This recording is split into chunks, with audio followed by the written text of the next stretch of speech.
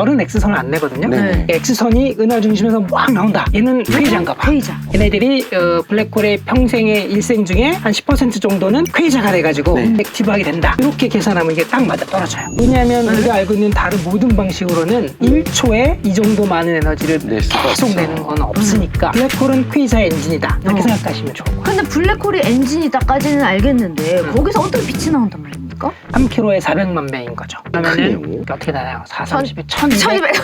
1200만?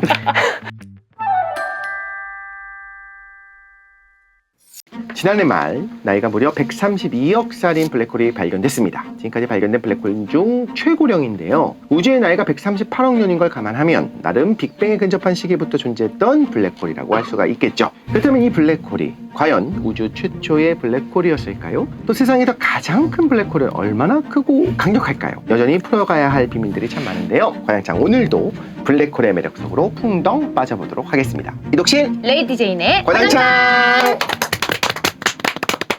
안녕하세요. 과학으로 장난치는 게 창피해 레이디 제인. 안녕하세요. 모두에게 과학이 필요한 시간 이독실입니다. 네, 블랙홀의 궁금증을 파헤쳐보는 시간. 네. 오늘도 블랙홀 과학자 서울대 물리천문학부의 우종학 교수님 함께합니다. 어서 오십시오, 교수님. 네, 안녕하세요.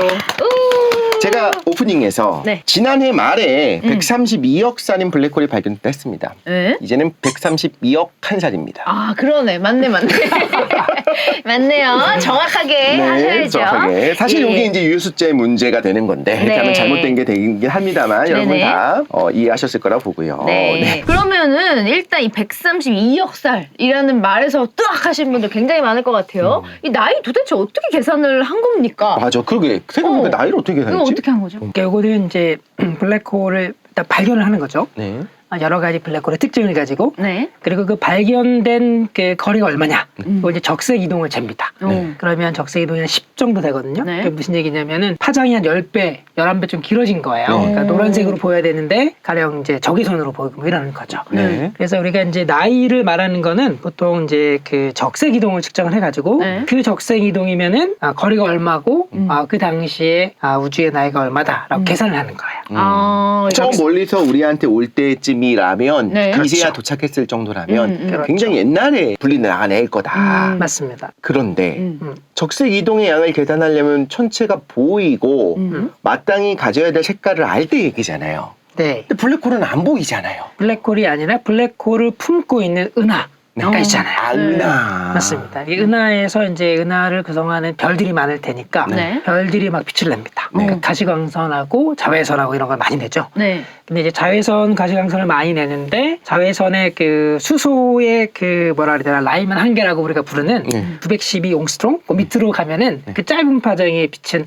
안 나와요. 네. 그거는 이제 그 수소들이 다 이제 이온화되면서 잡아먹기 때문에. 아, 네네. 그래서 이제 우리가 자외선하고 가시광선의 스펙트럼을 보면 특징적으로 이렇게 어떻게 생긴지를 알고. 여기서부터 나와야 돼요. 그렇죠. 이렇게 딱 거기 꺾이는 부분이 한 1000옹스트롱 정도, 100 나노미터 정도에 보여야 되는데. 그게 어디로 가 있느냐를 가지고 맞습니다. 시프트된 정도를 그게 가지고. 이제 1000옹스트롱이 아니라 자외선이 아니라 적외선에 가 있는 거죠. 그러니까 이게 원래 파장보다 한 10배쯤 늘어났구나. 네. 적색 이동이 10이구나. 이렇게 우리가 측정할 수가 있습니다. 들어도 무슨 말인지 모르겠고. 나는 좀 한 25% 정도 나는 것 같아요. 네, 그게 쉽지는 않습니다. 어쨌든 이렇게 그 이동한 뭐 경로를 역추적해가지고 이제 나이를 계산한다는 뭐 대충 그런 말인 것 그렇죠. 같아요. 연세가 좀 많으신 분, 우주의 어떤 초기에 만들어졌을 그런 블랙홀까지 이제 알아낸 겁니다. 우리가. 그렇습니다. 인류가 대단해요. 네. 블랙홀의 기원과 관련된 정말 흥미로운 이야기 잠시 후에 나누도록 하고 오늘도 역시 과장창 유튜브 구독과 좋아요, 알림 설정 잊지 마시고 우리 우종학 교수님의 얼굴을 보고 싶으신 분들 많이 계시기 때문에 팟캐스트 듣다가도 다시 한번 유튜브로 들어보시는 그렇습니다. 것도 좋지 않을까 싶기도 그리고 합니다. 또 이제 꼭 이렇게 교수님들은 이렇게 설명할 때 이렇게 손짓, 발짓, 맞아요. 표정 이렇게 해가지고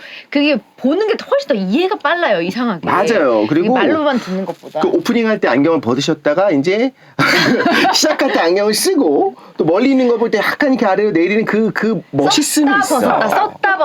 각자 특유의 예, 그 예, 멋짐이 있습니다. 네. 자, 첫 번째 질문부터 드려야 될 것 같아요. 우리가 네. 지난번에 뭐 이제 거대 블랙홀에 대해서 얘기를 했지만 거대 질량 블랙홀 이런 말씀 하셨지만 네. 가장 우주에서 지금 저희가 관측한 혹은 예상한 그런 이제 우주에서 가장 큰 블랙홀은 대체 어느 정도로 큰 건가요? 태양 질량의 몇 배?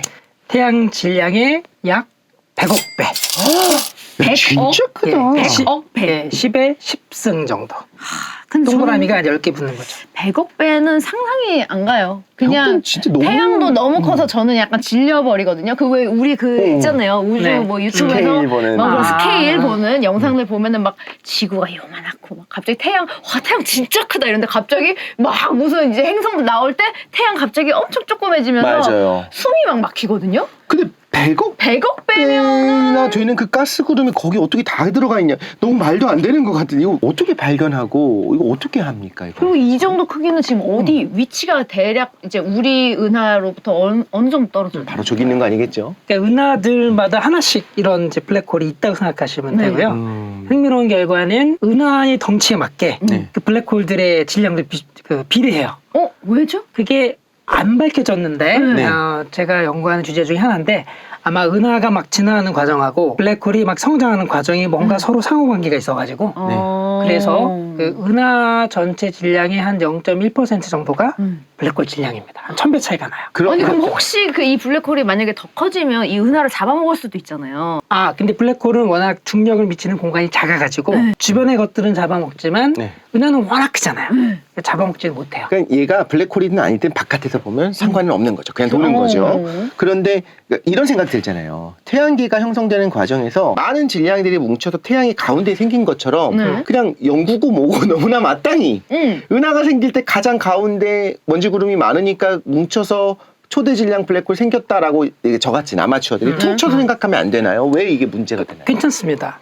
괜찮아요. 그러니까 아마 은하도 100억 년의 어떤 그 역사를 갖고 있고 네. 블랙홀들도 사실은 132억 살 된 네. 블랙홀 얘기했지만 네, 132억 아주 과거에 네. 블랙홀 씨앗으로 만들어졌을 거예요. 우리가 블랙홀 씨드, 블랙홀 씨앗이라고 부르거든요. 네. 근데 처음에 이제 블랙홀이 처음부터 막 100억 태양 질량이 100억 배가 되는 게 아니라 훨씬 작았겠죠. 네. 어떤 정도의 크기에서부터 출발했을지 처음 요걸 시작이. 이제 우리가 모르니까 맞네. 요걸 우리가 블랙홀 씨앗 문제라고 하는데 네. 한 3가지 정도의 시나리오가 있는 거고 네. 하여튼 걔네들이 가스를 먹으면서 엄청 커져서 지금 우주의 나이가 아까의 경우에는 뭐 한 10억 년이 아직 안 됐잖아요. 네. 우주의 나이 138억 년에 얘가 6억. 132, 그러니까 6억 년밖에 안 된 동안에 엄청나게 커진 거죠. 어. 어떻게 어쨌거나 가능하죠? 얘네들은 은하의 중심 부분에서 만들어지고 또 은하도 성장하고 그렇게 이제 100억 년을 같이 공동 진화하면서 현재 우주까지 왔겠죠. 그래서 이런 블랙홀을 발견하려면 우리 주변에 있는 은하들의 중심 부분을 관측해서 블랙홀이 내는 특징들을 찾으면 이런 블랙홀이 있다. 이렇게 우리가 결론을 내릴 수 있죠. 100이면 100 블랙홀 찾을 수가 있나요? 블랙홀을 찾는 방법은 크게 2가지인데 하나는 이제 블랙홀 주변의 가스나 별들이 막 빠르게 운동할 거 아니에요. 블랙홀이 워낙 중력이 세니까. 네. 그래서 우리 은하 중심의 블랙홀도 그렇게 찾은 거예요. 네. 가장 가까이 있는 별들이 도는 거를 20년 동안 보니. 관측해가지고. 20년 동안. 네, 한 17년 정도, 18년 정도. 오랜 시간 관측을 해야 된다. 노벨상이 쉽지가 않습니다. 최첨단의 망원경으로 레이저 네. 막 쏴가지고 레이저로 막 인공비를 만들어서 네네. 대기 효과 뭐 보정하는 이런 방식을 해갖고 한 거고요. 그래도 그렇죠, 거의 참고가. 20년을 봐야 돼. 그러니까 그렇게 해도 봐야 돼. 그렇게. 맞습니다. 한 바퀴 다 돌았잖아요, 별들이. 네. 그 S2는 17년에 한 바퀴 도는데 한 바퀴 도는 걸 다 본 거야. 한 바퀴는 봐야 돼. 사람을 그러니까. 만날 때도 그렇지. 사계절 만나야 되는 그렇지. 것처럼 맞지, 맞지. 있는지 확인하려면 한 바퀴는 봐야 돼. 근데 이 방법의 문제는 이 주변에 도는 별이나 가스를 봐야 되니까 아주 작게 줌인해서 봐야 되는 거예요. 근데 외부 은하가 그게 보이진 않잖아. 가까이 있는 은하는 됩니다. 그렇죠, 그렇죠. 한 100메가파섹 정도? 3억 광년 거리 안에 있는 정도의 은하들은 지금 보여요. 현재 우리가 갖고 있는 뭐 10m급 망원경으로 아니면 호글 망원경 이런 네. 걸로 다 이렇게 하면은 중심 부분에 별 별들이 하나하나를 분해할 수는 없지만 블랙홀에서부터 거리에 따라서 속도가 달라지는 걸 측정할 수가 있어요. 분포만 보면. 움직임은 보이는 그렇죠. 케플러 속도처럼. 근데 울트라 딥필드, 허블 울트라 딥필드에 나오는 그 수많은 은하들은 그거 안 되죠. 걔네들은 안 됩니다. 지금 말하는 요거는 아주 가까이 있는 은하 한 100개 정도. 이렇게 찾았고요. 그 다음에 이제 허블 딥필드라든가 아주 멀리 있는 은하들의 경우에는 이런 방법은 안 통해요. 네. 네네. 그래서 어떻게 찾냐면 우리가 지난번 그 에피소드에서 얘기했던 퀘이자. 퀘이자? 퀘이자를 찾는 거예요. 근데 퀘이자는 워낙 빛을 많이 내고 네. 굉장한 특징들을 갖고 있거든요. X선도 막 내고요. 네. 별은 X선을 안 내거든요. 네. 그러니까 X선이 은하 중심에서 막 나온다. 오, 얘는 퀘이자인가 봐. 퀘이자. 그렇게 생각하기 쉬운 거죠. 그러니까 이번에 발견된 그 132억 살 된 네. 블랙홀도 엑스레이가 먼저 발견됐어요. 그거는 이제 제임스 웹 우주망원경으로 관측해서 은하를 관측해가지고 적색 이동이 10이야 이렇게 네. 찾은 거거든요. 딱 말씀하신 그 방법대로 찾은. 그렇죠. 야, 이해가 되기 시작하니까 뭔가 신비합니다. 재밌습니다. 재밌습니다. 네. 근데 지금 말씀하셨잖아요. 무조건 이제 저 멀리 있는 은하들은 퀘이자. 퀘이자로 이제 찾을 수 있는데 그럼 퀘이자가 아닌 블랙홀은 찾기 힘든 건가요? 찾기가 매우 어렵죠. 관측이 그래서 우리가 안 되니까. 은하가 한 100개 있으면 그 중에서 1개 정도는 이제 퀘이자 같은 네. 일 거고 한 10개 정도는 퀘이자 수준은 아니지만 그래도 블랙홀이 뭔가 막 가스를 먹으면서 뭔가 이렇게 엑스레이도 조금 내고 전파도 좀 내고 이런 거라고 생각하고 나머지 한 뭐 7, 80개, 8, 90개는 블랙홀이 잠자고 있는 정적 주변에 가스 구름이 없으니까 없으니까. 더 이상 삼키지 못하고. 근데 있다고 생각하는 이유는 뭐죠? 그게 이제 좋은 질문인데요. 네. 아까 첫 번째 방법으로 우리 주변에 있는 한 100개 은하를 봤더니 다 있는 거예요. 우리 주변에 있으면 저기도 마땅히 있겠다. 있겠지. 이렇게 한 가지 이유고요. 네. 물론 이제 질량이 작은 외소 은하라고 부르는 그 우리 마젤란 은하 이런 것들은 이제 없다고 생각되는데 네. 우리 은하처럼 큰 것들은 이제 다 하나씩 있다 이렇게 보는 거예요. 그게 한 가지 이유고 또 하나는 퀘이자들이 엄청 많이 발견된 거예요. 네. 막 100만 개. 근데 그걸 따져보면 비율이 야 우리가 은하의 개수가 뭐 1억 개인데 네. 야 퀘이자가 100만 개네. 1% 정도는 그러면 퀘이자네? 은하들이 블랙홀을 갖고 있나 봐 이렇게 생각할 수 있는 거죠. 그러니까 외연을 하는 거죠. 그렇죠. 항상. 그럼 이거 심리적 가심이네요. 맞습니다. 맞습니다. 이거는 그냥 내가 이렇게 다른데 네. 우리 은하를 이렇게 보니까 이 정도니까 저기도 저만큼이겠지 그치. 이렇게. 이 모든 거 추측을. 안에는 우주는 상당히 평평하고 우리가 사는 요 지역이 독특하지 않고 아주 일반적일 거다는 전제 하에 그렇죠. 생각할 수 있는 거죠. 그거는 이제 우리가 보통 이제 우주론적 네. 원리라 그래서 그거는 당연한 건데 네. 그 정도 추정에 그치는 게 아니라 우리가 또 뭘 질 수 있냐면 현재 우주 그러니까 네. 적색 이동이 작은 우리 가까이 있는 우주 전체의 공간 안에 블랙홀의 총 질량이 얼마인지를 잴 수가 있어요. 그럼 블랙홀 밀도가 나오잖아요. 네. 골드레 밀. 그 블랙홀들은 다 과거에 가스가 점점 블랙홀로 들어가서 현재 이거를 형성했을 거잖아요. 네. 근데 이거를 우주의 역사에 따라 예를 들면 1억 년 전, 뭐 10억 년 전, 100억 년 전 그 시기마다 네. 퀘이자들을 관측해서 퀘이자들이 얼마나 많은 가스를 먹고 있는지를 다 질 수 있어요. 이 두 개가 맞아 떨어집니다. 네. 어떻게 맞아 떨어지냐면 질량이 큰 은하가 블랙홀을 하나씩 갖고 있고 네. 얘네들이 블랙홀의 평생의 일생 중에 한 10% 정도는 퀘이자가 돼가지고 네. 액티브하게 된다. 이렇게 계산하면 이게 딱 맞아 떨어져요. 그러니까 이건 아주 그 좋은 증거가 될 수 있는 거죠. 정황 증거로서 그렇죠. 저기도 정황 활동하지 증거. 않고 있는 것처럼 네. 느껴지지만 그러니까 지금은 멈췄지만 10% 정도의 기간에는 활동했었을 거니까 근데 아까 이제 퀘이사에 대해서 계속 이제 많이 언급을 하셨지만 이 퀘이사에 대해서 아직 궁금해하신 분들이 많을 것 같아요. 맞아. 그래서 이 뭐지? 퀘이사가 블랙홀과 완전히 같은 개념이냐, 아니면은 블랙홀이 만들어내는 현상을 일컫는 것이냐 헷갈린다 이런 분들 많은데 네. 정확한 블랙- 개념이. 블랙홀은 우리가 이제 지난번에 다룬 것처럼 이제 슈바르츠 시리즈 반지름 이렇게 해서 상대론으로 보니까 빛이 빠져나갈 수 없는 이런 천체가 있겠네. 네. 별이 진화해가지고 죽으면 뭐 이런 블랙홀이 되겠네라고 이제 발전하게 된 거고요. 네. 퀘이자는 이제 1960년대에 우연히 발견했어요. 우연히 이제 전파 망원경을 우주를 보니까 막 전파를 엄청나게 많이 내는 소스들이 발견이 됐는데 네. 그거를 이제 우리가 가시광을 가지고서 적색 이동 같은 걸 측정하고 거리를 측정하고 봤더니 엄청나게 많은 에너지를 내는 소스가 아주 멀리 있는 거죠. 그래서 이제 퀘이자라는 이름은 쿼지 스텔라 라디오 소스라는 이름이에요. 네. 다시 말하면 별하고 비스그르무리한데 근데 라디오를 내는 소스.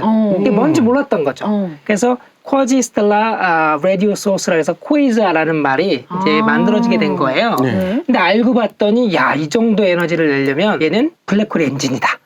라고 이제 60년대에 이것들이 이제 발전하게 된 이걸 거죠. 어떻게 이렇게 사고를 했을까요? 블랙홀이 엔진이다라는 생각을. 왜냐하면 우리가 알고 있는 다른 모든 방식으로는 1초에 이 정도 많은 에너지를 낼 수가 계속 없어. 내는 건 없으니까 블랙홀은 퀘이자의 엔진이다 이렇게 생각하시면 좋을 거예요. 근데 블랙홀이 엔진이다까지는 알겠는데 거기서 어떻게 빛이 나온단 말입니까? 블랙홀의 사건 지평선 안에서 나오는 게 아니라 사건 지평선 밖에서 나오는 거예요. 네. 그래서 가스들이 블랙홀 근처로 가면은 네. 이제 자연스럽게 회전을 하면서 네. 우리가 보통 이제 강차 원반이라고 하는 그 토성의 띠 있잖아요. 네, 그쵸. 그것처럼 이렇게 얘네들이 이제 돌면서 가군동량을 이제 잃어가면서 점점 블랙홀로 가까이 가서 사건 지평선 안으로 넘어가려고. 네. 근데 가기 전에 이 가군동량을 잃어버려야 되잖아요. 네. 그래야 안으로 들어갈 수 있으니까. 네. 그러면서 엄청나게 마찰 같은 것들이 일어납니다. 그러면 이 강착 원반의 가스가 엄청나게 뜨거워지는 거예요. 뜨거워지면 무슨 일이 일어난다? 빛이 나오는 거죠. 그래서 거기서 이제 블랙바디라고 하는 흑체 복사 빛도 나오고 여러 가지 다양한 우리가 알고 있는 메커니즘의 그런 이제 빛을 내는 그런 구조들이 생겨나게 돼서 사건 지평선 바깥쪽에서 엄청난 빛이 나와요. 정말 어마어마한 에너지가 나오는 거군요. 나온다는 거는 모든 걸 빨아들이지만 줄 서야 되는 거예요. 그렇지. 줄을 그러니까 너무 길게 줄을 섰어. 서시오 막 이렇게 하는데 막 북적북적한 거예요. 너무 막 많아. 서로 부딪히고 막 난리 난 거예요. 어떻게 나온다. 보면 블랙홀이 얼마나 중력이 센지를 반대로 말해주는 게 그 빨려들기 위해 줄 서 있는 애들끼리 그 마찰이 너무 세서 그 에너지가 너무 커서 은하 전체 에너지에 맞먹는. 그러니까 그게 이제 별은 왜 수소 원자 4개를 힐륨으로 바꾸잖아요. 네. 그래서 핵융합 반응이 일어나는 거죠. 네. 그러면은 수소 원자 4개를 더하는 거랑 힐륨 원자 하나를 비교해 보면은 질량이 약간 달라요. 그러니까 잃어버린 질량만큼 빛으로 나오는 거거든요. 네. 그 효율은 0.7%가밖에 안 됩니다. 근데 블랙홀의 경우에는 가스가 들어가면은 그대로 100% 나오는 건가요? 네, 사실은 10% 정도예요. 10%. 왜냐하면 이제 우리가 이제 블랙홀이 밥을 10공기를 먹으면 네. 10공기를 주면 네. 9공기를 먹고 한 공기는 빛으로 내보내거든요. 그 십시일반이 여기도 나온 거 아닙니까? 블랙홀 때문에 나온 거예요. 10%밖에 안 되는데 그 정도의 빛이라는 평균적으로 거잖아요. 10%고 6%에서 46%까지 좀 변하는데 뭐 대략 한 10% 정도. 그러니까 블랙홀 10명이 있으면 한 명 정도는 먹여 살릴 수 있는 겁니다. 그러니까. 에너지가 효율이 엄청나다. 1등급이다. 그 정도로 어마어마하다. 그렇죠. 그래서 이게 이제 60년대에 과학자들이 퀘이자가 발견된 이후에 와 얘는 도저히 모르겠다. 얘는 블랙홀일 수밖에 없다. 단순한 그렇게 핵융합일 수가 없다. 그렇지. 별이라면 나올 수 없다. 이 정도 그리고 빛은. 초신성이라면 한 몇 주 지나면 없어져야 되는데 없어지지도 않아. 맞습니다. 그럼 네. 이거는 이거밖에 없구나. 네, 한 1000만 년에서 1억 년 정도 퀘이자 현상이 지속된다고 우리가 보니까 그러면 1초에 나오는 에너지를 따져보면 전체 에너지가 엄청나게 많고 그러네. 그러면 저희가 지난 시간에 블랙홀에 빨려 들어가게 됐을 때 뭐 어떤 일 이런 거 여쭤봤잖아요. 줄 서서 1000만 년 기다려야 되네요. 그래서 그리고 그 강착 원반도 수소 구름이라고 한다면 네. 온도도 높고 압력도 높잖아요. 그럼 거기서도 막 계속 말하자면 핵융합이 일어나고 있겠네요. 뭔가 원반 내에서도? 그런 바쁜 아. 일들이 일어나고 있는 충돌하고 뭐 에너지가 발생하고 그러고 있는 과정인가요? 아니에요. 그러니까 밀도가 되게 낮기 때문에 밀도 낮아요? 네네네. 별은 내부의 밀도가 높잖아요. 네. 온도도 높고 밀도가 높은데 네. 블랙홀 주변의 강착 원반은 밀도가 그렇게 높진 않습니다. 가까이 갈수록 이제 거기에서 이제 에너지가 엄청나게 발생을 그렇죠. 하는 거예요. 우리가 이제 그 가군동량을 잃어버리는 게 이제 열로 바뀌고 그리고 따져보면은 블랙홀로 들어가는 총 질량 중에 대략 한 10%가 있는 MC 스퀘어 이런 방식으로 빛으로 에너지로 밖으로 나온다라고 이해하시면 일단 좋습니다. 기존의 질서를 잃을 때. 안 일어나는 것. 그것도 그렇게 크다. 네. 근데 우리 은하 안에 있는 그 초대질량 블랙홀 2020년에 물리학상 받았던 그 네. 있잖아요. 요 사이즈도 굉장히 컸던 것 같아요. 어느 정도 사이즈라고 봐야 될까? 원래 우주를 공부하다 보면 우리 은하 조금 무시하는 경향이 생겼었거든요. 우리 은하는 뭐 그냥 그치, 좀 그럴 소소하다 거야. 이러면서. 근데 또 보니까 그렇지 않다. 우리 은하도 괜찮고 태양도 굉장히 그 주기활성 괜찮고 그리고 막 이렇게 작다고 얘기하는 무시할 것도 아니잖아요, 사실. 그러네. 작은 것들을 위한 시도 있죠. 우리 은하는 이제 은하들 중에 한 중간 정도? 중간? 한 평균쯤 되는. 네. 네. 작지도 않고 크지도 않고. 나쁘지 않네요. 나쁘지 않죠. 나쁘지 않아요. 근데 이제 하나니까 좀 이제 한계가 있긴 한데 블랙홀은 태양의 한 400만 배. 그러니까 사건 지평선 그 슈퍼라츠실드 반지 이름을 계산해 보면 태양이 3km였으니까 네. 3km에 400만 배인 거죠. 꽤 크네요.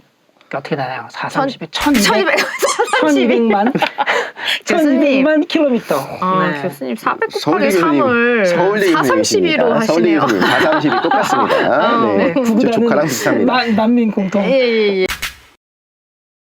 1200만 킬로미터면 얼마쯤 될까요? 지구 태양 거리가 1억 5천만 킬로미터잖아요. 네. 그거 한 10분의 1 정도. 그러면 생각보다 나쁘지 않은데 이거 생각보다 안 커. 안 커. 수성궤도보다도 훨씬 작고 근데 질량은 태양의 400만 배. 아니 근데 아까 10억 배를 들었기 때문에 400만 배 별로 그러니까 나도 네. 100억 배에 비하면 네. 소소하다. 400만 배? 그냥 그 정도 괜찮은데? 있을 수 있지. 뭐 이렇게 감당 가능한데 뭐 그 정도인데요 지금? 거대 질량 블랙홀 중에서는 우리 은하 중심에 있는 블랙홀은 이제 가장 밑에 있는 작은 편이죠. 네. 어. 100만에서 100억 사이니까 네.